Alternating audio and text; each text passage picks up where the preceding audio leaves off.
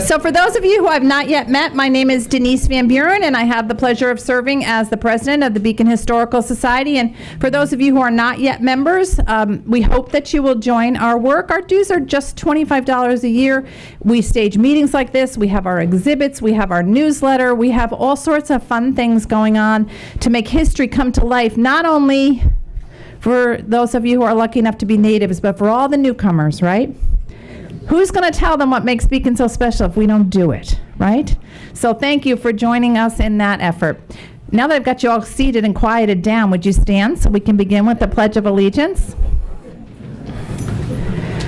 I pledge allegiance to the flag of the United States of America and to the republic for which it stands, one nation, under God, indivisible, with liberty and justice for all. Thank you so much. And a big thanks to Beacon Elks Lodge 1493, who hosts us here for our monthly meetings, and I hope you'll agree it's a really good spot for us. I know the stairs can be a little bit tricky, but they even put in the lift to address that. And if you need it, don't hesitate to ask, and we'll get someone from the Elks who can operate that lift if you want to bring someone in the future who has some mobility issues. One of the other benefits here, since you're here as my guest, I'm an Elk, you are welcome to go up to the bar afterward if you would like.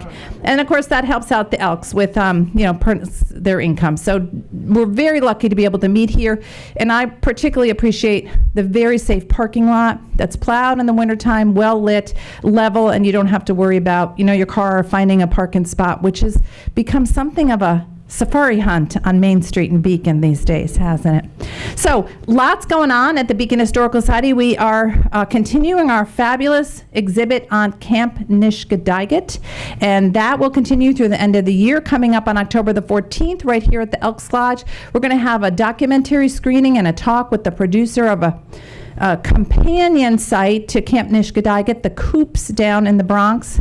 And that's going to be a special night. That's October 14th, and Diane Lapis will be directing that particular event. And then coming up at the end of October, a month from now, because we meet on where are my friends? What Tuesday of the month do we meet on? The fourth Tuesday. They came on the fifth Tuesday last month and missed our show and tell. We meet on the fourth Tuesday of the month, as per our bylaws, and it always seems like obviously Veterans Day, sometimes we're out of sync with that. So in October, we're going to do a salute to our veterans from various conflicts from here in Beacon. And so I'll be doing a slide presentation, and you'll see more about it in your newsletter and on our social media feed. So please follow us if you're not already on Facebook, on Instagram, and our website, where we post all the exciting things that we have going on. So those are on the near-term horizon. We also have a group of folks who are working on a terrific project for which we applied and received a grant from Dutchess County. And that is a map highlighting some of the Revolutionary War significance here in Beacon. And Vicky's shaking her head. She's been part of our team working on that. We're excited about it.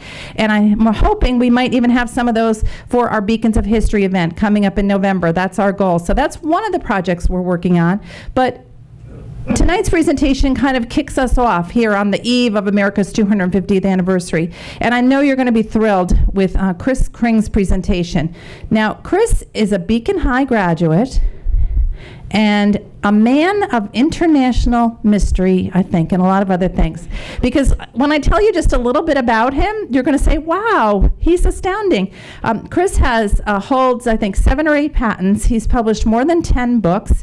He is an expert on everything from tennis to chess to all sorts of sports and other interests. He's an avid hiker.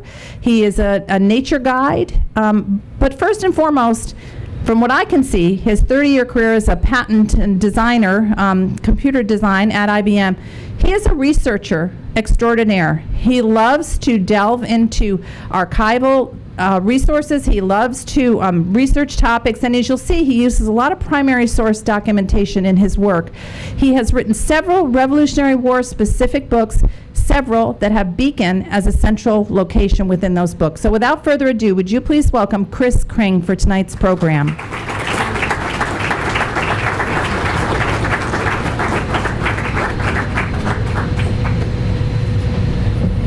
Well, I hope I don't disappoint. I forgot I'm forwarded the slides. Sorry. So first I'm just going to talk a little bit about, can everybody hear me okay?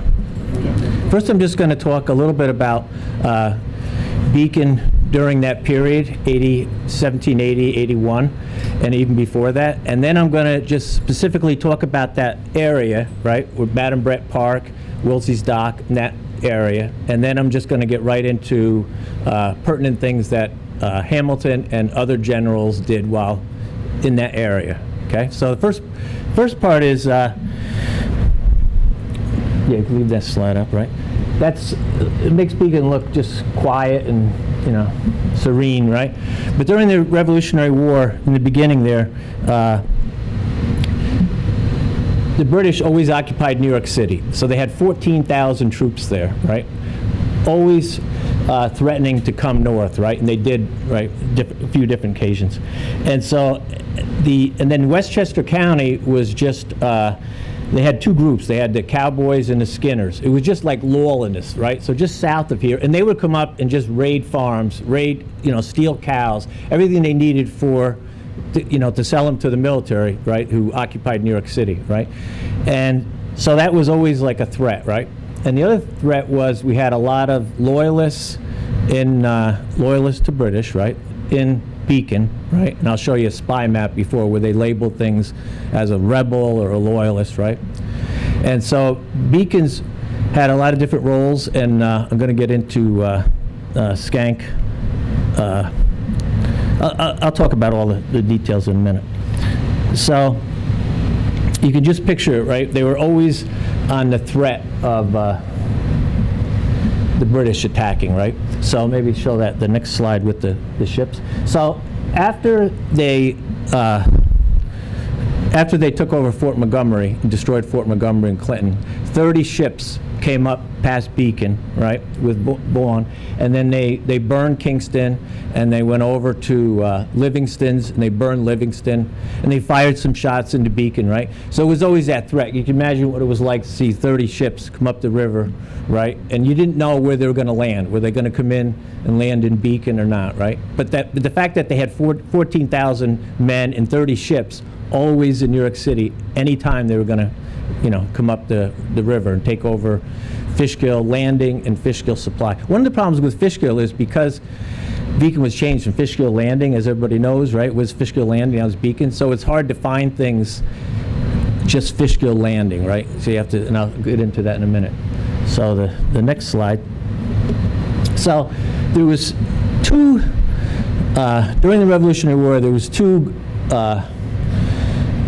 governors, like law, right? So you had the Committee of Safety, and then you had the Governor Clinton, who was the New York State first governor, right? And he controlled the militia, right?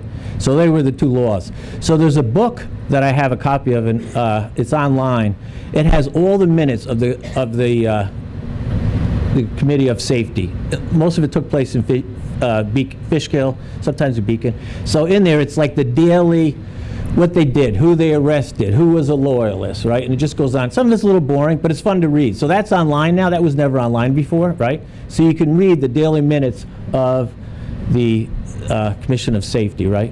And I can put things, because if somebody wants to link to that, right, if they want to read it, but just every day, just what they did, who was a loyalist. They would send some loyalists down to Fort Montgomery to do labor and stuff like that. They did things like that, right? And that's all documented in there. It's a few hundred pages, right? But it's interesting to see the daily law, right? So they were the law there, like the sheriff in town, right? Next foil.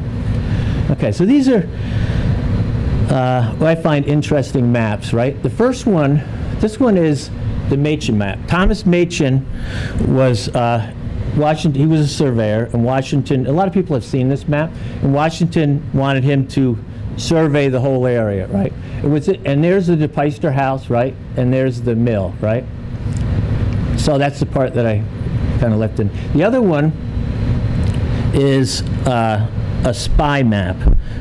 Patrick Ferguson, who's a character himself. He invented a rifle. He led a lot of loyalist troops. So this map was Patrick Ferguson's, and this also labeled has the DePeyster house, right? DePeyster's mill. There's the Fishkill Creek, right? And what's interesting about this one, you see there's this is the skanks mill, and he labels the skanks as rebel. See that right there, rebel? And then they also labeled the Brigada. This was stores here. So this was the Wilsey store. I'm going to talk about that in a minute. And these are other stores. It's kind of like the first, like, I think of it as like a strip mall right there, right? There's like 4 stores. There's you know, you can get pretty much anything you want there. But also, the Garces were labeled as rebels too, right? So if they were going to take over, which they had planned to do, they would burn, like Kingston, they made a mistake and burned everything, right? So they would just burn the rebels, right? You know. So if you come down, which another one is, these 2 mills I don't understand. So you have this mill here, then you have a bridge right here, right? I'm going up the Fishkill Creek. This is the Peisters again. And now you have the Skanks Mill, again, rebel, right? And then this mill, I don't know a lot about. I concentrate a lot in this area, but we could find more information about it.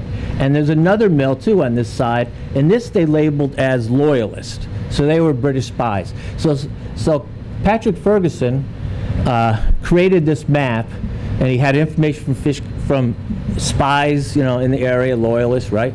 And so I don't know if anybody knows anything about these 2 particular mills. I'm sure there's still remnants there, right? But this one is interesting, like I said, because they were loyalists. And they're both on the same side, so obviously mills were important back then, right? So I love this map. In Ferguson, just by coincidence, there was 5 Fergusons that shopped in Skank's store that lived in Beacon. I don't know, anybody Ferguson here? No? But they were loyalists, right? So he's the one that created this map. And he's an interesting story in itself, because he actually eventually got killed, but he was, you know, he led a lot of loyalists, talked a lot of loyalists into going on his side, right? And he did a lot of devastation, right, before they finally got him, right? Okay, next foil. Okay, so what I was able to do is, this is those Sandborn maps, right? So what's interesting about this is these are those maps that were done later on for insurance purposes, right? But you can see right here, Wilsey's is still there, right?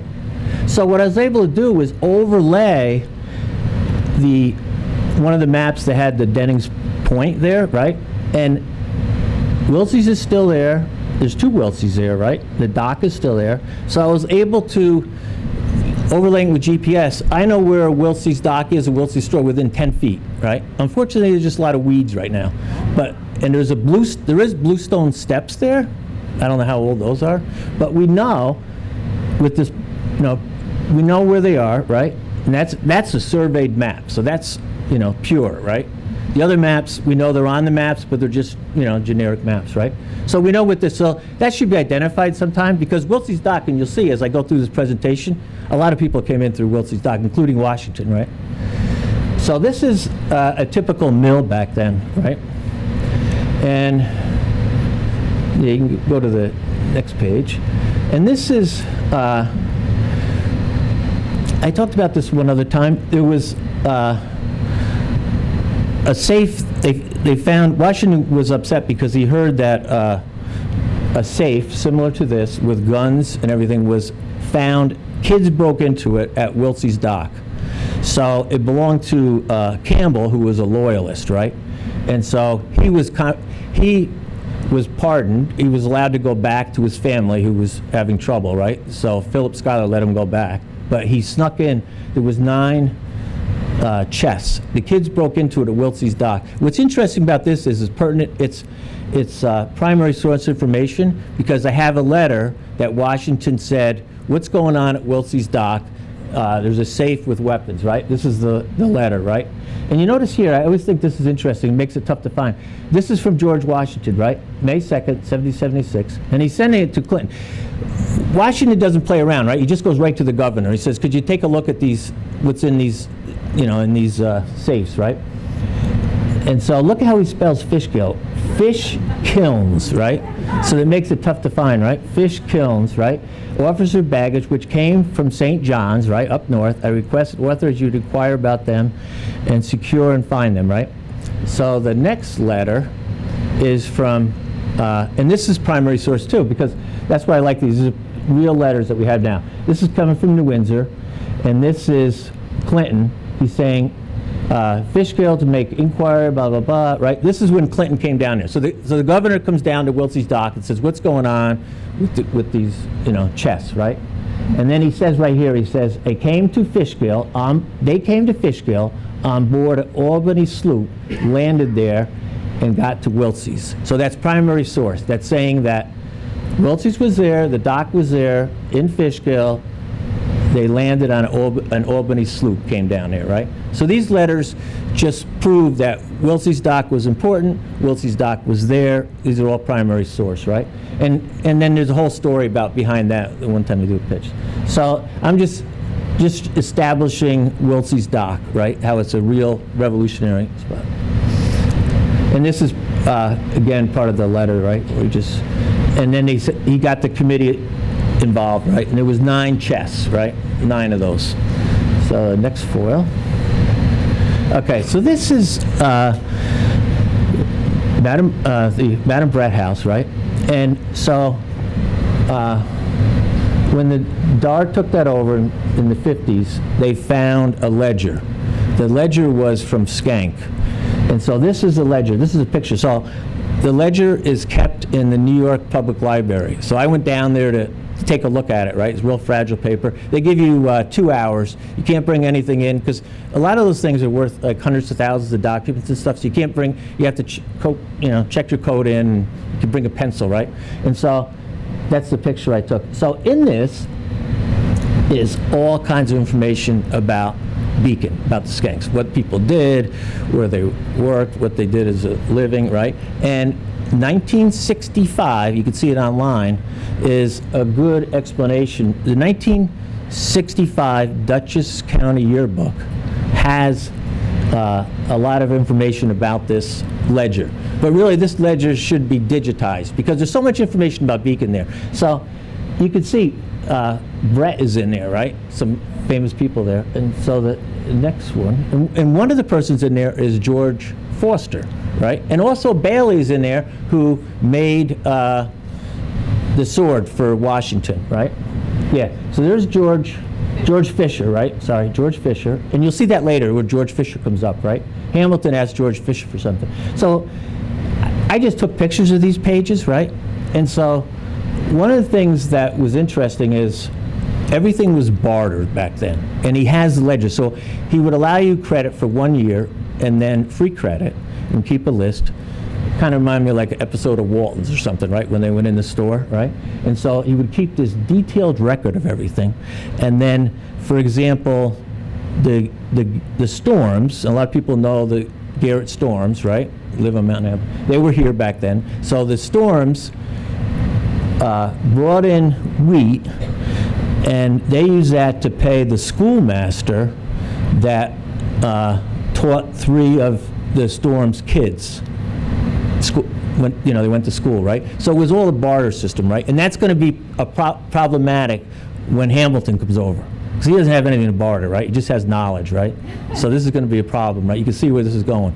And so they brought cows in. People would borrow, they would have a horse and a wagon. It would be like a U-Haul, and people would borrow that, and then they would pay with that, right? So there was no bank. So he was the bank, too. He would loan people money, and he would do everything. So Skanks was like the man of town. And where the mill is, this is only about 95% true. Usually the stores were above the mill. So we know where Skanks, we have that primary source, we know where Skanks mill is, right? So the store, and the store was above there because there's no Skank stores on that strip mall, right? So the fact that there's nothing on that strip mall, and then we know where Skanks mill is. So there's so much information that we can yield from this document. And it has a lot of people in Beacon that were, like I said, the Baileys are in there, right? And I have a letter one time where Washington was one of the, he sent it over to Fishkill Landing to find the Bailey because the handle of one of his knives was bad, right? So he said, could that Bailey character, fix this knife, right? Okay, next one. So this is the 2 headquarters. And people get confused with these headquarters. This is the Windsor headquarters. And there's only a plaque there. They tore that down, right? So this is the Windsor headquarters, and this is the Newburgh headquarters. And so at the time when Hamilton was there, they were all in the Windsor headquarters, the new Windsor headquarters. Right now there's just a plaque. There's like a gas station there or something, right? But this is what it looked like. And I was able to find this from an old book there's not many pictures of this, so this is what it looked like from an old book. And so that's the one that's directly across from the DePeyster house, right? Okay, next foil. And this is the DePeyster house. You know, they didn't have the pressure-treated deck on there or anything back then, but the next one. Okay, so this is where everything is, right? This is the New Windsor headquarters, right? And this is the Washington Newburgh headquarters that everybody knows and go visits, right? And this is the stores, the strip mall, right? It was here. And then this is the DePeyster house, and this is the Skanks Mill and the Tyranda Mill, right? It was DePeyster's mill, right? Okay, next one. Okay, this is what happened with all these documents. We're in like a revolution, no pun intended, with all these documents, right, that we didn't have before. So this is an example. I'm going to talk about Nicole Lewis later, but this document is just up for sale, right? Anybody could buy this document for not that expensive, right? They could put it in their living room, and nobody's going to see it, right? History's gone, right? It's just, you know, they just have a cocktail party and say, look at the letter I have, right? You know, and so some of the Washington letters were $92,000, $100,000, right?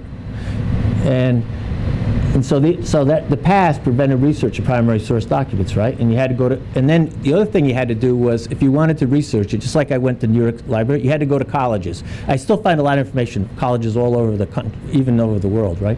So you go to colleges, and you would go to Columbia, and you would go and you put white gloves on, and they'd give you 2 hours, and you'd look at a document, right? And you try to translate it, right? And so it was based on limited research, folklore, and circumstantial judgments, right? And I'll get into some of those, which is all no good, right? You want primary source, real stuff, right? The next thing.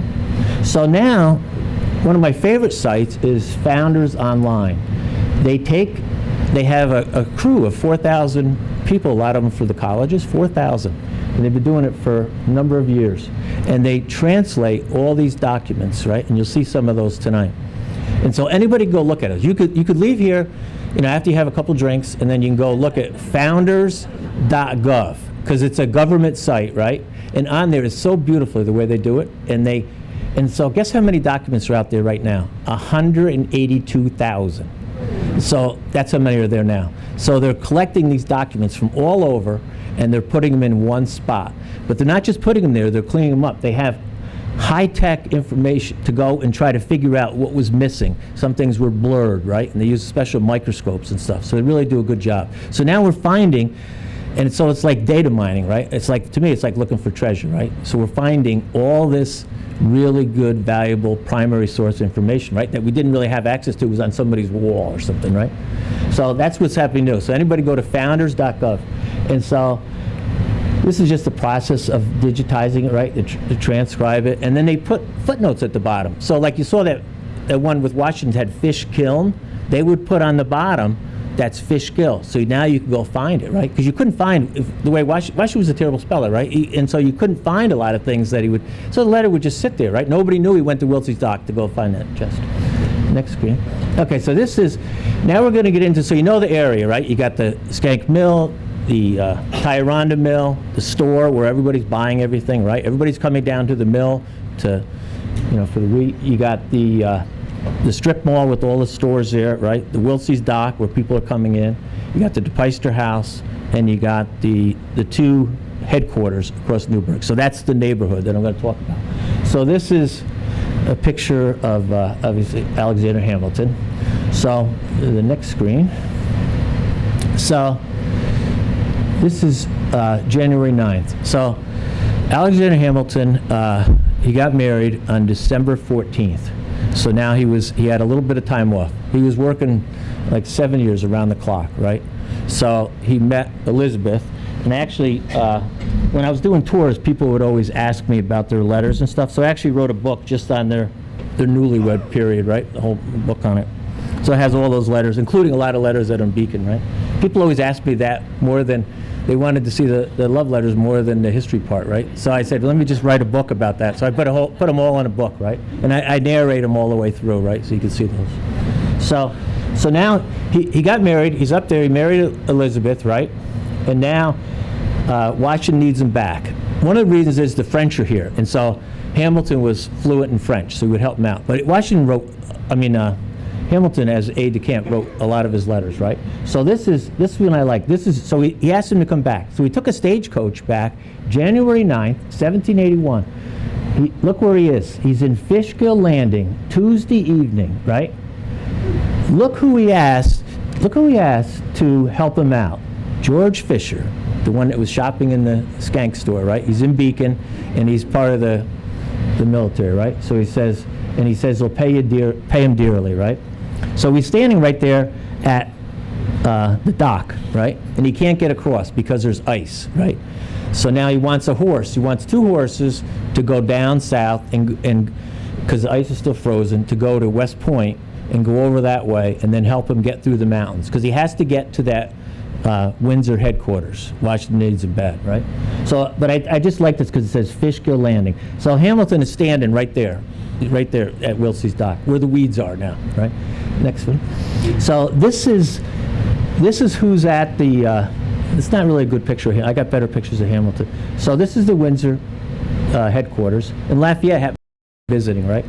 These pictures of Lafayette are funny because he always dresses up, right? They're kind of like a dandy, right? The way they make him when he takes these pictures, right? He doesn't look like that normally. So this Washington's there at the house, Hamilton's there, and then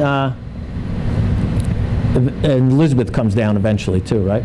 So they're all now, he gets across the river, right? Now they're there. The next screen. Okay, so now there's a few things that happened here. One is Hamilton was an orphan. He didn't have anybody. So if you read Washington's letters, they're beautiful letters. He's like a son to him, right? He just kids with him. And one of the problems with Hamilton's letters, I've read thousands of them, he's very sarcastic. So you can't take him literally. So you have to start understanding his tone. Because if you take him literally, take it out of context, people's like, he said that, right? But half the time he's just in jest, right? Sarcastic. So he gets in a fight with Washington. This is a famous letter. And you could see, they put this on Founders, and they show you it was all scratched up and stuff, right? So he's all upset. So he's talking to Lafayette downstairs, and then Washington wants to see him. Lafayette stops him, talks to him, and then he comes up to Washington, and now Washington yells at him like a kid, right? He says, "What are you doing?" He's only 23, right, at the time. So he says, "I was waiting for you. Make me wait, blah, blah, blah." And then Hamilton gets upset. And then he says he didn't want to be aide anymore. He wanted to be commander. And you'll see it when he's at the Peister House. He wanted to command a force, like he did it before he was aide de camp. He's thinking of it, he's tired of doing that, just writing letters, right? Even though he was so important, right? So this letter is fun to read because he's complaining to Philip Schuyler, right? Because that's his new father, right? That's his father-in-law now, right? He just got married. So now he has a new family. So that's part of the reasons he can abandon the family, because he always called it the family, right? They traveled 156 headquarters, right? Washington was at, right? All over the place, right? And Hamilton was always with him. So now he writes this letter and says, "I quit," right? But he says, "I'm going to give you a couple weeks notice." He gave him notice, right? Which is good, right? He ended up giving him like about 6 weeks notice, right? So he quit. He says, "I don't," and then the fight didn't last because Washington, 2 weeks later, they're sending letters back. Kind of, if you read their letters, they're really kind of silly sometimes between the two of them. Anyway, the next screen. So now he's going to move over to the Peister House, right? Chris, could you give the folks in the audience an idea as to where the Peister House was? Okay, it's we have. You're talking around the bridge, right? Yeah, you go right. You know that tunnel where Madame Brett Park is? You go through that tunnel, it's right to the right of that. And the reason we have that, 8 years ago I wrote a whole book on this. Actually, the name of this book was from Bob. Bob Murphy's one that gave me the name of this book, right? He was a good friend of mine. It sounds funny, right? It says, "The most important house in the American Revolution that nobody knew about." Because I said to Bob, I said, "Really? That's kind of pretentious, right?" He goes, No. But that's the name. So Bob came up with that name, right? So in there, so there was WCC, they built at Taconic and the Palisades, those WCC projects. Well, part of those projects were graphic artists, right? You always just see, they built a road or built this, right? So they hired a bunch of graphic artists to do that.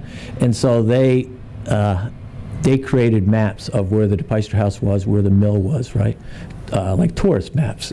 And so I have one of those in that book. So the WCC projects, right, which, like I said, they had a lot of, it wasn't just builders and stuff that needed jobs, it was artists and stuff, right? So they defined that in that book. So you go through the tunnel, it's right to the right where the parking lot is, right?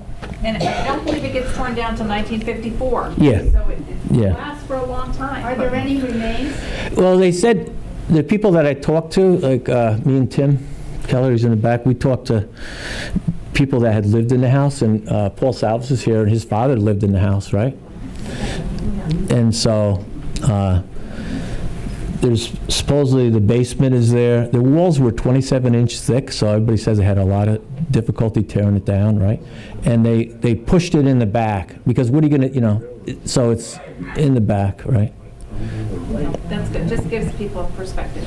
Yeah. And they come here as kind of their honeymoon house. Yeah, right? yep, they come here as a honeymoon house, and what happened was, I'm not going to get into details about it, but Abraham DePeister died, right? That was his home. He had 300 acres that he got from Madame Brett, right? He died a couple years before the war, and in his will, and we have a copy of his will, he gave it to two, Joannis, he didn't have any kids, so he gave it to his siblings, and it was life use to the house. Back then they did that all the time.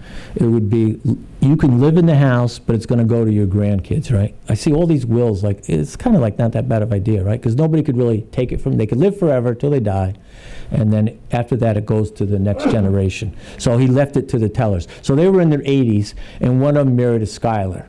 So she knew, they knew about the house, right? So they were coming over here. And now when he comes over here, he wants, I don't know let's see what's the next foil here. Okay, that's what he looked like. That's what he actually looked like. So he was only 24 now, right?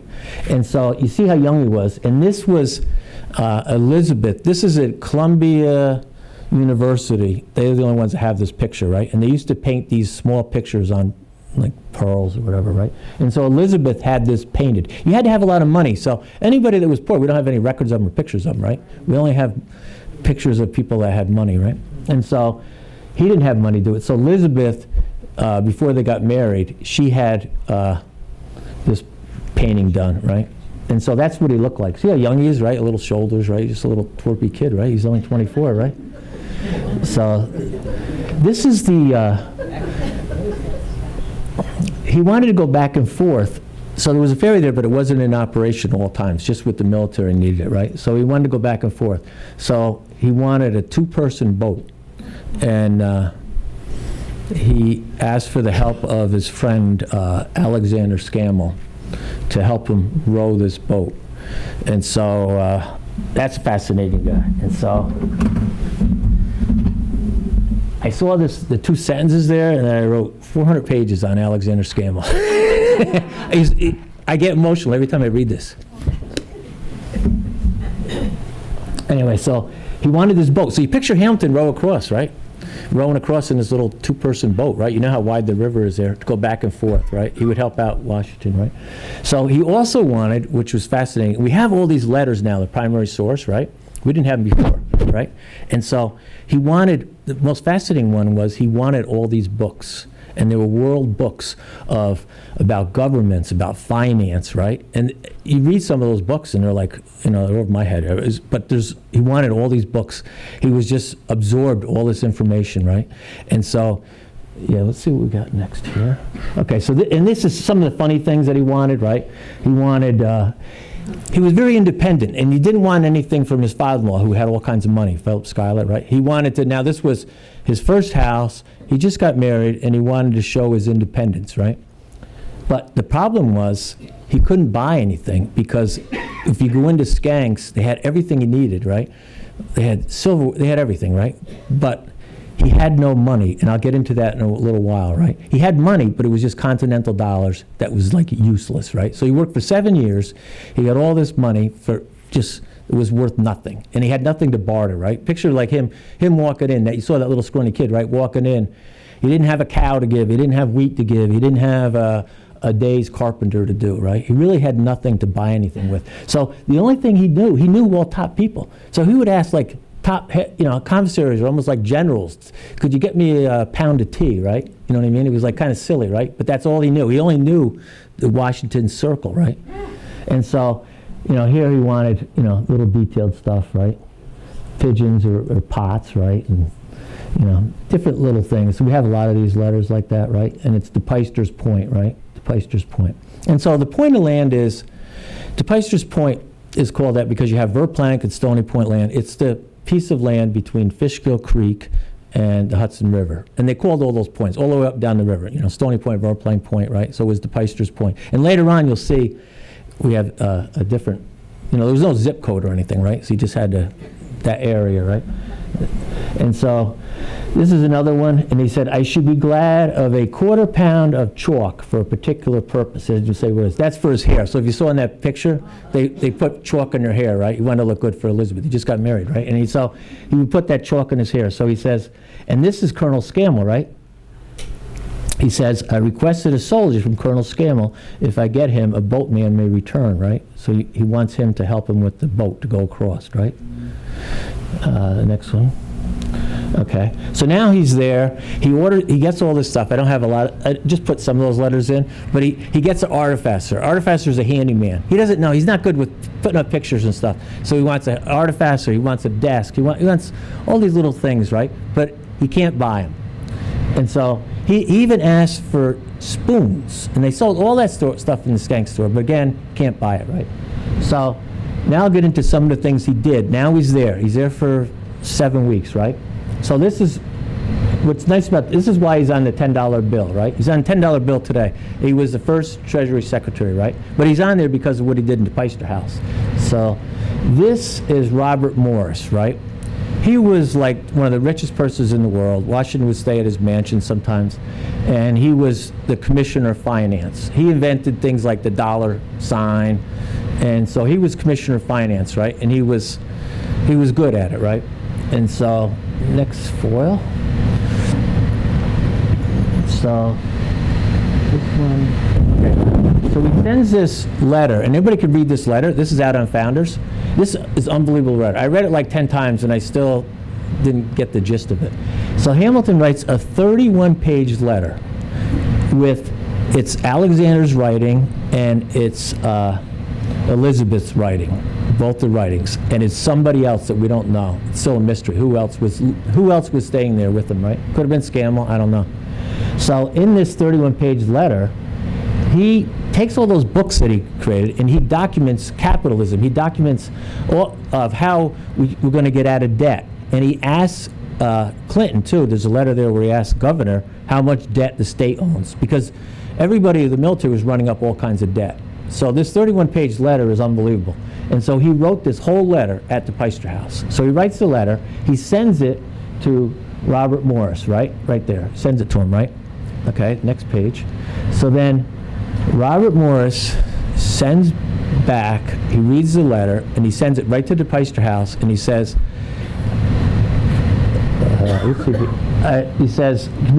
he called them men of genius and abilities will always be accepted, right? He called him a genius. He never read anything like that in his life, right? This 31-page letter. We outlined everything. It's unbelievable. Anybody go read that letter, right? It's good to maybe make you fall asleep, but it's good to just see the details in it, right, and what he knew. It's amazing, right? He's 24 years old. He's a genius. So Robert Morris has been around the block a lot, and he says, you're a genius, a man of genius, right? So now what happens is when Washington later on asks Robert Morris, to be the Treasury Secretary, Robert Morris says, no, you want Hamilton. So because of that letter, that's why he's on the $10 bill, right? Right here. Yeah, and that's the letter that he sent, right? So that's important. That 31-page letter, there's a lot to it, but he did all kinds of things after that. So now, so that's where he says he's a genius, right? So now the Federalist Papers, right? While he was there, he was writing, let's see the next page. Everybody knows the Federalist Papers, right? Washington wrote most of them, right? Madison, right? So before that, it was the Continentalist, right? So he wrote 4 of them there, and he knew Sam Loudon. Sam Loudon is the printer, and he's the mailman, right? The mailman at the time. And so he knew him when he was aide de camp, always going to get the I say mail, right, the letters from different places. And so Loudon was a printer. He was kicked out of New York City, and he would print all the New York money. He owned 2 newspapers, and they finally put a plaque up a couple years ago. It's right behind Taco Bell in Fishkill. Right behind, you know where Taco Bell is there? Yeah. Right behind Taco Bell, you see a plaque that says Sam Loudon, and that's where his print shop was. So because he knew him, and they go way back to Philip Schuyler, right? I found letters between Loudon knew Hamilton's and the Schuylers before. He was able to get Hamilton, he got Sam Loudon to document these letters, and he signed them A.B., right? He didn't want to let anybody know who he was, right? So he always like mysterious, right? So the first Continentalist was, and you see where he's sending this to Sam Loudon from Fishkill, right? Mr. Loudon, print the Continentalist. So the first 4 Continentalists, they attribute to him writing a lot of those in Beacon, right? And they're the precursor to the Federalist Papers, right? A lot of the same information is in the Continentals in the Federalist Papers, right? So this is the problem we had in the money, right? The British were printing money. Inflation was crazy. Nobody wanted money. The only thing they really wanted was guineas. Real gold, real silver. It's kind of like that today sometimes, right? Real gold, real silver. So we needed that. We couldn't buy anything, right? He was frustrated. And so in the next page, there's about 5 letters there. So excessive printing of both I didn't realize that the British were printing all this money, because it was easy to print up back then, right? They didn't have watermarks or anything, right? So the British were helping by just throwing money all over, giving it to the spies and passing it out, right? And so a lot of these letters I thought in the beginning were kind of boring, but they're not really. So there's Stewart and Totten. That's a Philadelphia broker firm. Now he had money on this. I don't like to ever assume anything. I like to find anything, but he had francs. He had money from France, and Lafayette was like his brother, and so he supposedly gave him money, and I never really documented a letter. Anyway, he had French money from Lafayette. Lafayette was really wealthy, right? But so he was going, and he was trying to convert some of his continental dollars, and he says in these letters, he goes, my money's not worth anything here. So these letters that he wrote from DePeyster House to Stewart and Totten are his attempt to get money, right? And they came back and it says we gave him 16 guineas, right? Which are silver coins, right? And this is going back from Philadelphia. And so he used this company like quite a bit. So a lot of these letters are to DePeyster House. And so he's realizing here, I need a bank. There's no bank. There's no bank. There's no money system. There isn't any of that, right? And he's very frustrated, right? And he says it in these letters. So these are all from the DePeyster House, right? And so you can see his struggles, right? He sees all these things to buy. He wants to buy for Elizabeth. He worked 7 years. He's got all these continental dollars that are useless. They don't want them. They just want like a pig or a horse or something, right, from that store, something he could barter, right? So he's very frustrated. So the next page, so he does that there. So then the next one is the bank. So he created the first bank, right? He created the first bank. Let's see what and these are the coins. He created the coinage act, right? We didn't have official coins, right? So he created the coinage act. Again, a lot while he was treasury. But a lot of this, he saw the frustration, and he knew we needed this from living in Beacon, trying to figure out how to buy things, right? We're still trying to figure that out. Yeah. So that's them as they got older. Okay, the next one. And that's Philip Schuyler, his new father-in-law, right? Which his new family, right? They were crazy about each other, right? He's gonna write to them, right? Yeah. And this is his son. His son was conceived. She left when she was pregnant. She was pregnant. And so he was born January 22nd or something. So she became pregnant, and that was the son that he loved, right? That was killed in a duel, right? And then that's why he had no reason to live after that, right? He got into the same duel, a similar duel in the same place after that. After he died, his son died. Very sad letters. After his son died, who was, like I said, conceived at the DePeyster House, that's why they left. And then his daughter had a PTSD moment, and she never talked again. So we lost the daughter and the son in one day. So then we have a letter from Philip Schuyler. It says, I'm in Fishkill. I'll pick you up. So we know when he left, right? And so, again, he's Wiltsey's dock, right behind the Peister house. That's where he picked him up and says, let's come home. So we, yeah, okay, so these are letters. Newburgh letter. Yeah, okay, this is the Newburgh letter. So that's the Hamiltons there, right? That's why he's on the $10 bill. That's why he's the Treasury Secretary. That's why he created the first bank. He created the money system, right? The Coinage Act, right? He wrote the Continentalist Papers. So he did a lot of. He was fascinated with the mill. So then later on, he created that factory in Jersey that was driven by the mill, right? And so he's seeing all these things, right? He's seeing the shad fishing. He's seeing the mill. He's seeing everybody go down there, right? And a letter I have that's fascinating from the Skanks, where Clinton from Fort Montgomery is telling Washington he's upset because Henry Skank, who was commissary, sent 30,000 small loaves of bread, and they were stale, right, at Fort Montgomery, right? And I have this letter, and he's mad at Skank, and he says, I want to return them, and he says, you can't, and he puts in another order. It says, Fishkill, Hendrick Skank, I need another 30,000 bread. And the problem is, obviously, they had no Tupperware, no aluminum foil, no freezer, right? So the bread, the way they would try to keep the mold out of it, right? So they would dry it out, and then use it, bring it back to life later on. Long as it had to stay dry, right? Because they had no way to keep it, right? And so he was upset. So it's a pretty cool letter. But what's happened after that, in that letter, 8 weeks after that, Clinton sent the letter. Fort Montgomery was taken over. And so the ledger that he wrote that, he got stabbed.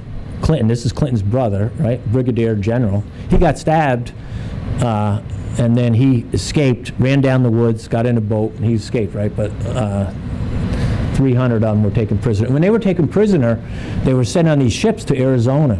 And everybody knows about how devastating that was. And the people from Fishkill, Not Arizona.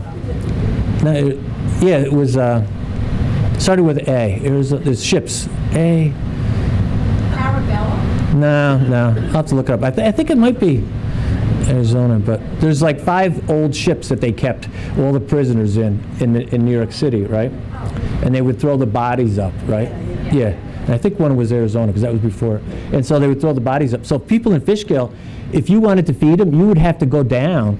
A lot of people that were married to people, 263 prisoners, and some of those were from Beacon, probably in that store, some of them shopped, were taken prisoner.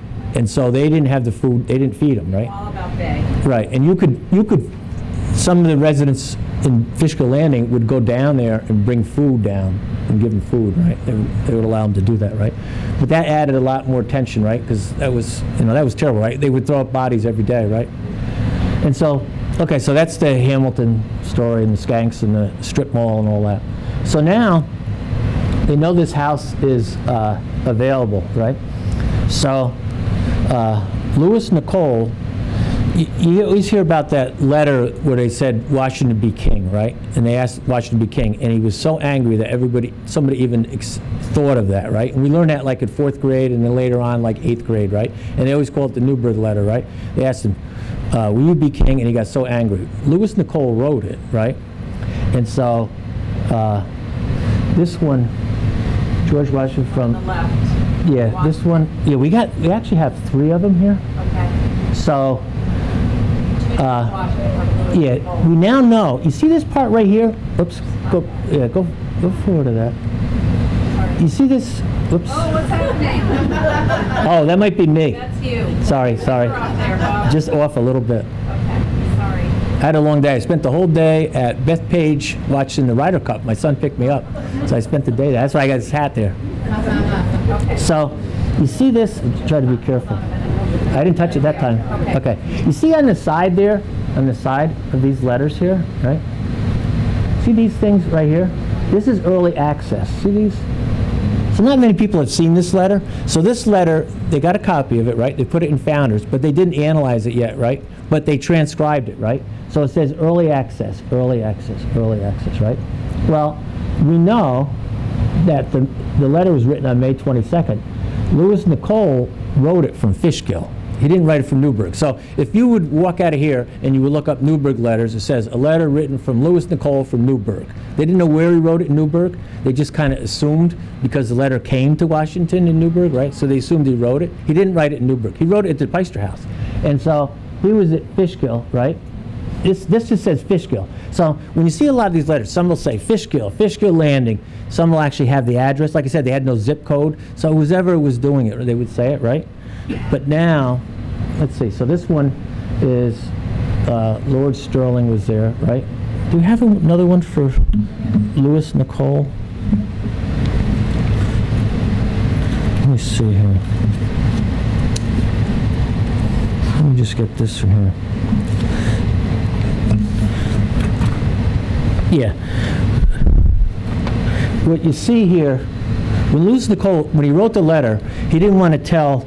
The day before, he went to visit the Connecticut, and he was with Sterling, Edward Hand, and he was with, well, the two of them.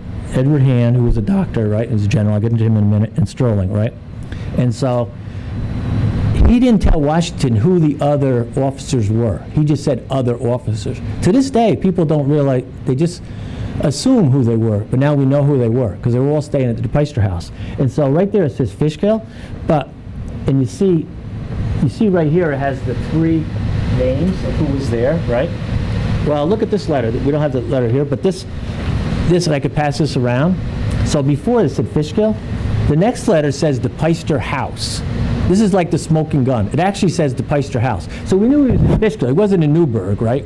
And every documentation, Wiki, Encyclopedia Britannica, always says the Newburgh letter was written in Newburgh. The Newburgh letter was written at the Peister House. And this says the Peister House right here, right? Yeah. So before it said Fishkill, so we knew I knew it was Fishkill, it wasn't Newburgh, and I knew it was the Peister House because I knew they stayed there because we have other information they stayed there, right? But it was nice to see a smoking gun that actually says the Peister House, right? And it has the three of those generals there. So that Newburgh letter was really a Beacon letter, right? I mean, it was written in Beacon, right? Wow. Yeah, and it was written at the Peister House. And this was all over the newspapers. They were so upset with Washington's remarks after they asked him to be king, right? He was so hurt by it too. And so this is Nicole, Lewis Nicole, and this is Washington. So that was in all the newspapers at the time, right? And he's throwing them down. He says, "How dare you ask me to be king," right? Blah, blah, blah, right? You know? And so he's upset, right? And look at the picture of Lewis Nicole. You'll see when you see him there. It's pretty close to representing him. Yeah, so these are the three people that we know. We have primary source information that were at the Peister House, right? Who besides Sterling? Yeah, Lewis Nicole. This is Lewis Nicole, right? And this is Sterling, right? And this was Edward Hand, right? All of them have all kinds of, he was like the third under Washington, right? And they would share books from the Peister House. Washington says, "You have this book?" Blah, blah, blah, right? And so we got a lot of letters from them now. And so all three were, Lewis Nicole ran, they called them the invalids, but they're not invalids the way you think of them. They were anybody that couldn't march in service. Some were hurt, some were injured, and he had as many as 2,000. And then he brought them over to West Point. And they used them a lot of times to man the mountains, right? The Mount Beacon fires. It wasn't just, everybody says fires, but it was signal guns too, because fires don't work in the daytime, right? You can't see a fire in the daytime. So it was always, they dragged up cannons up there. So Lewis Nicole's, he had 2,000. I hate to use the word invalid because they weren't. They're just people that couldn't march. Some of them just didn't have any shoes. They didn't get shoes, right? They couldn't march with the army, right? For various reasons, right? So we used them for running hospitals, Mount Beacon, right? Used them, and that was his idea, right? Of this group of troops, right? They could use them for other jobs, a lot of guard jobs, right? So they were valuable to Washington. He sold that to Washington. Washington bought in them. So he was there, right? But he's the one that wrote that letter, right? Sterling was third in command. He was yuppity. He married a Livingston. He was a lord. He had a lot of money, but he was really smart, and he was friends of Washington that went back years, right? And so he finally left. He was upset because he left the Peister Point on they couldn't get a big boat, so it was like a small boat. It was like a kayak or something. It was just small, and he was very upset, right?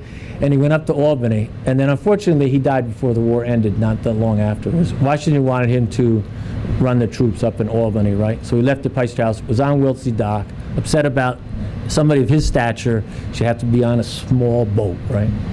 Edward Hand was a surgeon. He started different colleges. The first college that accepted women. A lot of these people had history, if they didn't die, had history after the war, because they were great types of people, right? Washington surrounded himself with, they were generals and stuff, so they didn't just stop, right? They have a long history of, they were congressmen or senators or, starting different businesses and stuff, right? So all three of them lived at De Peister, right? This was a letter I got, this is a while ago, right? I got this letter from Doug Hamilton, 5th generation Hamilton, because even when Chernoff wrote, they didn't know, because we didn't have these letters from founders and stuff, all about the De Peister House. So Chernoff kind of vaguely, he says they were over across the river, but they didn't know where they were, right? So I got this letter from Doug Hamilton, the 5th generation. He read the book, and he told me, great job, right? So. Well, read it. The people in the back can't. I'm going to be a PR person. They can't read it in the back. Just received and read your book, The Most Important House in the American Revolution That Nobody Knew About. I enjoyed the book, and it's good to know the exact location of where the house used to stand. Well, you can see it says Doug Hamilton, right? I have particular interest in this information as I'm a 5th generation great-grandson of Alexander Hamilton, right? Oops. Oh, no. Sorry to disappoint everybody. See what's next. So anyway, he just sent me that, which was one of my best reviews, I guess, right? So it's nice to come from the 5th generation. His great-great-great, Alexander Hamilton was a great-great-great-grandfather, right? Okay, this is The Forgotten Ally, right? And this one, I'm crazy about this guy. This guy is Luzerne. I wrote a 380-page book on this guy, too. Whoops. Oh, my God. This guy, he was a minister. He was like a Three Musketeer, and now he was older, over in France. And he was super Catholic. His brother was a cardinal. He was super honest, and the King of France wasn't sure what was going on with the war. So he wanted somebody to come over here and see what the hell was going on, because he didn't believe Ben Franklin, he didn't believe John Adams, right? He wasn't big, bring somebody over here and see what was going on before he invested more money, right?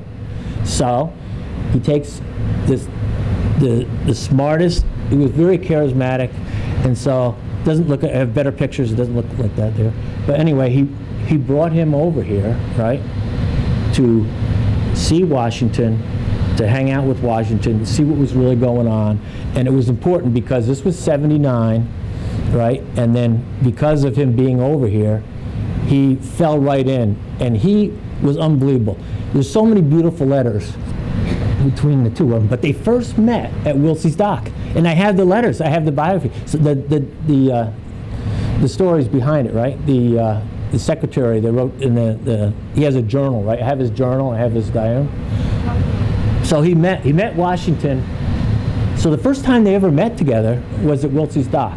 He came in, he landed in Boston, he was coming in. And Washington was so worried he wanted a good impression. He got French chocolate, he got wine. He wanted to show that they were a real army and that they were legit, right? And so they bonded. He helped win the war. He even helped ratify Maryland. He did so many things. And then he was the one that he did like 10 times what Lafayette did, right? And there's so many letters between him and Washington. And so he helped, among other people, right, convinced the King of France that it's a legitimate army, we need help. But what's cool about it is the first time they ever met was at Wiltshire Dock in Beacon. So there should be a plaque there, right? There's weeds there now. There's a lot of things at Wilsey's Dock, right? But they met there the first time. And this guy is amazing. If anybody reads his book, it's like, it's heartfelt too, because they visited each other. He had a special celebration with him in New York City after, when they recaptured New York City, right? And he was with Washington all the way through, right? I have so many letters between those two, right? And they were like brothers, right? But he did a lot. But what's cool is, like I said, they first met, and Washington came over and did the till of the sailboat. He wanted to show him that, this is part of the journal, right? And a lot of these journals nobody knew about. A lot of them are French. Some of them I translated myself, because a lot of them, like these diaries, they weren't translated like 100 years later, right? And so I have a lot of there's a lot of the first primary source journals and diaries from French. They were really articulate, really well written, right? And a lot of those were just lost over in France, and so Founders has been translating a lot of those, and then I use Google translate a lot of them myself. So a lot of those in that book I translated them, right? But they're beautiful letters, right? And so Washington tried to show off a little bit that when he picked him up at Wilsey's Dock, he was running the sloop, running the tiller, right? And then after, he wrote beautiful letters about how he thought Washington was legit, right? The real thing. And they became like brothers. The most beautiful letters. Washington, I like to read the primary letters and put the primary letters in the book, because otherwise you miss the tone. If Washington's writing a letter to his brother, or if he's writing a letter to his friend or to Hamilton, it's always different. It's always different tone. So what a lot of historians do is they read the letter, and then they tell you what the letter said, right? They don't let you read the letter, so they just paraphrase it, right? And they just say, blah, blah, blah, blah, blah, blah, right? I like to read the real letter. You just feel it, right? It drag you through it. Read the letter. See the tone. And so in most of my books, I'm the narrator, and I try to put all the primary source in, because I don't want to mingle with that, right? I don't want to interpret it, and I don't put any bias in. I want you to think yourself, right? I'm not going to tell you what he said or what he thought. I'm going to set up the scene as a narrator, but I'm going to give you the letter between Washington's brother, Washington's stepson, Washington and Martha, Washington generals, where he's pissed off. He wants to chop their head off, right? You see all that, right? You want to see it all, right? And that's what I like, right? I like to do that, right? What's his name, Chris? What's his name? Oh. He's got 10 names, right? Chevalier de la Luzerne is like what he really goes by, like that, right? Yeah, and he was Duke, and he was a bishop, and his first name is Marie, and originally I was going to put that in the book, but people think Marie, is it Washington's girlfriend or something? Because it's a French name, right, Maria? So I took that out. I said that wasn't a good name, right? Because it was like Marie and Washington, right? It's like, nah. It didn't look... All your books at the end. Anyway. We have three somewhat humorous letters to finish up on, I think. And I don't know if you want to read those for folks? I don't remember what they were. Oh, hold on. I have a lot of humorous letters, because there is a lot of funny letters, like different... Hamilton writes a lot of funny letters. Here, you had just three, I don't know, maybe you want to summarize them, but I thought they were very interesting, including the one about the cutler, about Bailey. Oh, okay, yeah.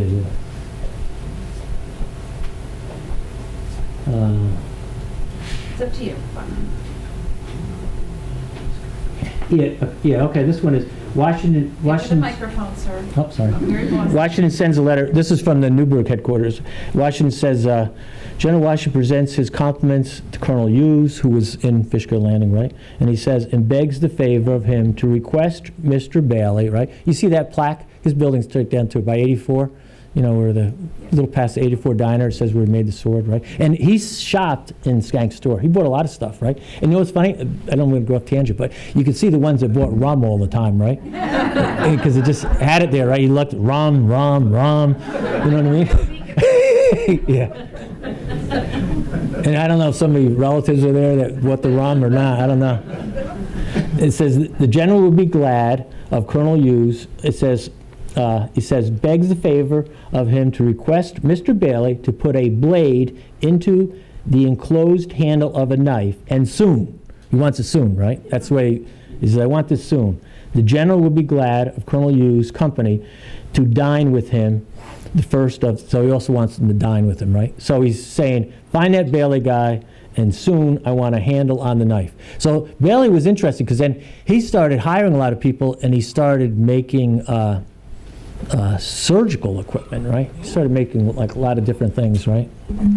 But he always shopped at Skank's store. So. And so Hughes replied, Tilghman from Fishkill Landing, right? So Fishkill Landing says, New York, April 19th. Your cutlery is not quite finished. The scabbard is made, but there remain small matters to do yet. Bailey says he has not ingredients to stain the handle. He promises to complete the rest in 2 or 3 days, but you are no stranger to the man, and he appreciates, you know. So he was working right with Washington, right, the letters, right? So this was, you know, he's famous for doing the sword, right? He made the sword, but this is, he used them for like knives and stuff. So sometimes you run across these letters, right, and they're just kind of, you know, silly, right? The other ones are just Fishkill Landing with Lewis Nicole, so it's just more pertinent information that he was in Fishkill Landing, right? So you have a dream. Tell us about your dream. Oh, the dream? Yeah, I think, well, right now you have Dennings Point, which the state owns. That's a state park, right? And so they're kind of abandoning it. If anybody's gone down there, they blocked off the access to that building, right? Yeah. There's no more access to there. And they abandoned the D'Onofrio project, right? That's just left there, right? But the state still owns it, so it's a state park. Scenic Hudson has a history of, they just want to preserve the land. So they gave land back to the state for the Mount Beacon, right? So Scenic Hudson has a history of giving land back to the state. So now you have that Dennings Point. Well, just up from Dennings Point is Wiltsey's Dock, right? Where all the stores were and everything, right? So just north of Dennings Point, and then if you go around the corner, you have where the Madame Brett de Peyster house is. To me, I think that should be a state park, and then we should have all this stuff documented there and just have kiosks there, and they're going to put a rail trail that's going to be going by there. But you have the train station, so it's kind of destination, right? So right now you have kind of a dead Dennings Park in that those buildings are going to be abandoned, so who knows what's going to happen with those, right? But you have all this history here, and we have more history, and all these things that Hamilton did and other people did, right? It's more history than many other cities or towns, right? But I think it would be cool if it was a state park where you could get off the rail trail or just get off the train, and maybe like 5 kiosks where you see this is this. And then I thought that the Beacon High students could run the tours, and that's done a lot. I saw like 50 places where high school students, history students, did tours, history tours, right? And then it would be the Beacon Historical Society and the DAR would be involved. So it would be Beacon Historical Society, the DAR, and get the Beacon High School students, because they do really well, like doing tours, right, and stuff like that, because it teaches them a lot more than just the history part, right? It teaches them how to speak with people, right? And you get just people come up from the train from New York City, and then, you know, use all this information. That's my dream, right? Oh, thank you. Thank you. Maybe we have maybe 4 or 5 questions. Uh-oh. Who has questions? Right here. Man, Vicki? Could you be a little more specific about the location of Wiltsey's Dock? Was it between the train station and Dennings Point, and is there any point of land or any sort of remnant of it? Yeah, there's not so much remnants of it, but as you walk, okay, so you're going south towards Dennings Point, so you're coming, you know that trail, you go past Long Dock, right, and now you hit that flat trail, right? Yeah. You go down that trail, and then it's about 50 yards, and you'll see like a small opening there. There used to be a picnic table there, and there's blue. That's where Wiltsey's Dock is. And then if you go a little bit south, you'll see a cement dock, but that's not the actual location. That came in later on, right? And the problem is the train when they did that, it changed a lot of that. But you can see where Wiltsey's Dock is. That's flat. That's flat from the river, right? Yeah. Right. And they kept the dock because a lot of times, even when they went to Kingston, they didn't burn the docks because even if the enemy's ships were coming in, if those ships were expensive, took a long time to make. If you hit land, you just destroyed the ship, right? So there was 20 captains.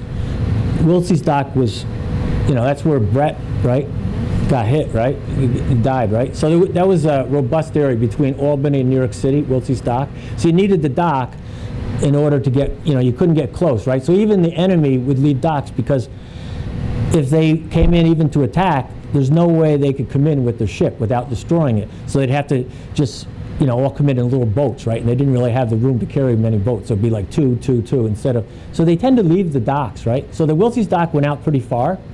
And so we know where it is because it's on those other two maps, the spy map and the other map, but then it's on the sandboard map, Wiltsey's. So that is a perfect surveyed map, the sandboard map. Those are those insurance maps. So you can go look at that sandboard map and you see, fortunately, 120 years later, Wiltsey's was still, there was some Wiltsey's remnants still there, right? So that's there. So we know right where that dock is, right? So there's nothing there, just weeds, it's kind of filled in, but there is bluestone steps there, right? I've done 50 tours there, and everybody always says the same thing. I have people come up to New York City, people, and just a lot of tours over the years, and they always say the same thing. How come nobody knows about it? How come there's no plaques? How come there's blah, blah, blah, blah? I always get that, right? And I just say, I don't know. But Other anyway. questions? Pete, could you turn the air conditioning down? It's hard to hear, right? Everybody else with that fan? It's very loud. Okay, any other questions? How about a round of applause for this amazing? I would love for them to know the titles of your books. That's always like a joke because when I work with these titles, I want something that's catchy when you read the title, but then I'm working on my 20th book now. I don't remember the titles, right? So because they're long and stuff, right? I forget the titles, right? So you're So Master House and Luzerne. yeah, so this is Camel. the Forgotten Ally, right? And then I always have the subtitle, right? February Luzerne and his pivotal role in the American Revolution, right? So it's kind of long, right? Which of your titles is most focused on what is today Beacon? Is it the DePeyster House? Yeah, it's the DePeyster House for sure, right? And what I want to do is I want to help collect all the primary source letters, right? And then go to Beacon Historical Society. Anybody, like we have all these letters, right? And so they're all dated, right? And just collect. Now there's new letters that, there might be a letter today, right? Who knows, right? A new letter that was on somebody's wall, that just used it when they had cocktail party, right? And now Founders is bringing all these back, right? And so if we collect all the primary source letters and maps, and then we can figure out what to do with them later. But if we have collect them all, right, through the Beacon Historical Society, right, and then we'll have all that information, right? Yeah. Because I could give you like a whole bunch of them, right? And like Bob Murphy, devoting your life really to researching. Yeah, and this was, I told you, Bob is the one that came up with this title, right? This is one that's my most popular, 40 Hudson Historical and Whimsical Observations. It's very different. It's short stories, 40 short stories, right? And where can people buy your books, Chris? They're on Amazon, 10 different countries. They're sold, 10 countries sold. And I have 15 on Amazon. I'm working on my 20th right now. I have 15, I think 14 on Amazon. I have a tennis book too. I have other books like different. I have a nature book. I have, stuff like that. Wow. Aren't we so lucky to have a native son who is so talented and so dedicated? I don't know about to that. this work? Oh, this is one, Founders, Fathers, and the Visible Foe. This is all about smallpox. I love this book because this smallpox was devastating, and so the first inoculation was done by Sam Adams' son in Fishkill, right? And so there's a plaque in Peekskill, but it never did it in Peekskill. So you see that a lot. So it says, in Peekskill, it says, this is where the first inoculation. So I had the letter that said, Washington said, let's do it in Peekskill. And then they said, no, it's not going to be good. It's not safe. It's too close. Let's not do it. Let's do it in Fishkill. So now we got 20 letters that says we're going to do it in Fishkill. But if you look at that, that's what sometimes you run into history, right? Washington said, do it in Peekskill. So I don't say anything. I see the plaque there because there was an attempt to do it, right? But they actually did it in Fishkill, right? The first Everybody wants to inoculation. be Beacon. What can I say? Yeah. So we Anyway. have a gift for you Oh, thank in you. your spare time. I know this is a new Wow. title by Rick Atkinson, who's Wow. just a terrific researcher as well and writer. Thank you. So I thought that would be something you might enjoy in your free time when you're not Yeah, thanks. poring over these documents. So we'd have to do a photo op. How's okay. that? Hold the book up. All right. Great. Terrific. Wasn't Yeah, that thanks. fascinating?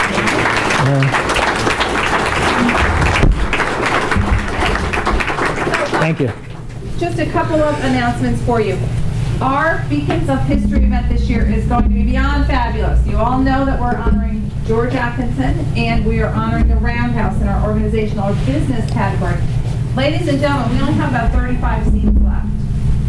Over 150 people have already gotten their spot. We have about 220 spots available to us. So please, if you're planning to come, send in your reservation. A paid reservation is the only way that you're able to ensure that you will have a ticket for that night. And it's a really good time. How many of you have gone in the past? Right? It's a great time. And the food is great. Roundhouse has been a wonderful partner to us, and we're delighted to have the opportunity to recognize them this year. And of course, George is a walking encyclopedia of Beacon history, and so I hope you will all come out and support. We've had great response from our wonderful sponsors. We also have another project in the works, and I wish Diane Lapis were here, but she and Diane Murphy, in their spare time, have been hard at work working on a children's book about the history of Beacon. It's a very colorful, engaging book. We are hoping that we might have it for Christmas, but I'm thinking maybe not for Christmas. Is that right, Diane? Yeah, well, hopefully. All right, so, but we'll keep you posted on that. Great children's gift. It's a story of a trolley, right, that is going to go around and has all little pictures of Beacon. And we have a wonderful artist who did all the artwork for it. And it shows you the text, talks about the history of the place. So, what other questions or comments? Anybody have any questions? All right, did everyone get a door prize ticket? All right, here comes Barbara. Give Barbara a round of applause. She's holds us all together. I miss anybody on the end? Barbara is our secretary, and she manages our database. Maybe that doesn't sound a big deal to you, but let me tell you something. When you have 400 members, it's a big deal, and she keeps us sane and moving on the right path together, so we're grateful to her. Okay, so we have 2 door prize tickets tonight, 2 door prizes, I should say. The first one, 079763. Last 4 numbers are 9763. So you have to be here. Someone's here. Wake somebody up next to you. Give them a hand. Okay, great. No, she's still. 9763. No, she's a 791. No?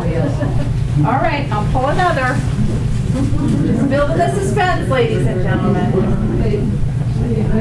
Betty, if you get it again. She better not be Betty. I told her she couldn't take it. Tim, what do we think? 7963. Okay, going once, going twice, that one's going. All right. Okay, last 4 numbers here are 9778. Yay, okay, come on up. You know the rule here. You gotta have your photo taken. So we have a mystery bag, or we have our great book, 38 Years of Beacon Historical Society Newsletters by the amazing Robert Murphy. You will take the book. Okay, great. Let's take a picture, if you don't mind. Okay. Okay. Thank you so much. I'm so glad you're here. See, we'll see your lucky night. Okay, and then we have the mystery bag, the great mystery bag. And then we'll open it up. I know a couple people have some announcements they want to make. Okay. 0797 55 9755. Okay, come on up, Sharon. Bye. Everybody enjoys seeing Sharon's beautiful photography that she often posts on the Beacon site. She's so talented. We're so lucky that she's here documenting our history. 5 minutes. Is there a list? Okay, and do you want to show them what you have? Okay. Something else for your husband to dust. Right? So it's an antique postcard of it's a 1908 maybe of the cottages on top of Mount Beacon. So very good. Very, very well. Very good. Good. Okay, I know Mary McTammany, the Newburgh historian, is here tonight. We've kind of rocked her world with a revelation regarding the Newburgh letters. So you think it's not Newburgh? So Mary, you have a couple things going on you want to share. I always encourage everyone from Beacon to go to the Newburgh Historical Society, newburghhistoricalsociety.org, because we've been extremely busy this year with lots of good projects. And coming up are 2 things as we transition into October, which Newburgh called Archtober, for the architecture that we should appreciate in all of our New York State cities. But we have 3 days on a weekend of lots of activities in Newburgh for Arctober. Workshops on taking care of parts of your buildings, tax credits, walking tours.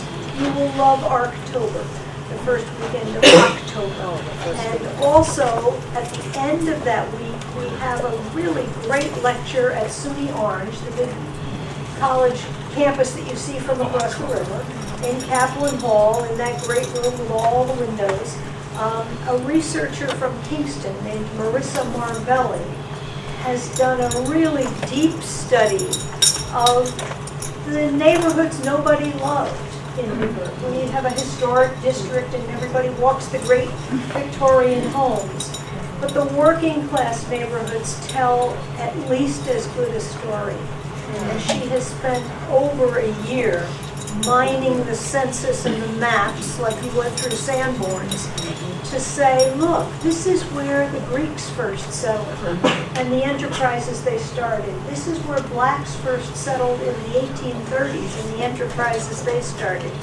And so if you have a curiosity or a love of Newburgh, you will really enjoy that lecture. If you don't, it will tell you how you can peel back your own city and begin to find things about it. So come on over. So, here you have some flyers. I have flyers. And you have an online site that people can also visit if they have. Yep, you just want to go to NewburghHistoricalSociety.org. Excellent, very good. We're grateful for our wonderful working partnership with you. Here are Now, Paul Gromkowski, who I like to pick on, he just makes a good target, let's face it. Paul, last month at our amazing show and tell night, brought a great World War II jacket that had been made in Beacon. And when he brought it home, he discovered something else about it. Well, it wasn't that I brought it home and discovered, I just forgot to say that the owner's name was on the letter, and it said Lieutenant C.G. Richter. And I've been trying to search who he is and what he is. There's a Charles Richter that I found was a private, but this guy's a lieutenant in the Air Corps. But I don't know. Charles Richter was the Richter scale, but I don't think he was the lieutenant. But if anybody can find out who C.G. Richter is, I'd appreciate it. The jacket was made in Beacon. That was- Back in the Catskills. That was a really, really fun night, and I appreciate you bringing that, and all of you who were able to bring things. Okay, any other business that needs to come before the Beacon Historical Society? All right, watch your... wants to march in the parade. Oh, I'm sorry, of course. Spirit of Beacon Day is coming up on Sunday, and Barbara, with all the other hats that she wears, also coordinates our attendance. We would love to have you. You can come dressed as you are now in your Sunday best, or you can come in a historic costume of your choosing. Should you have one, we welcome that too. So see Barbara, she's in the back of the room beneath the choking sign. I'm not sure what that signifies. But if you need to see Barbara. Any other comments? All right, thank you everyone for supporting what we do. Thank you. Maybe help us stack some of the chairs up and just push them over to the side. All right, see you next month. I'm not going to be at the parade.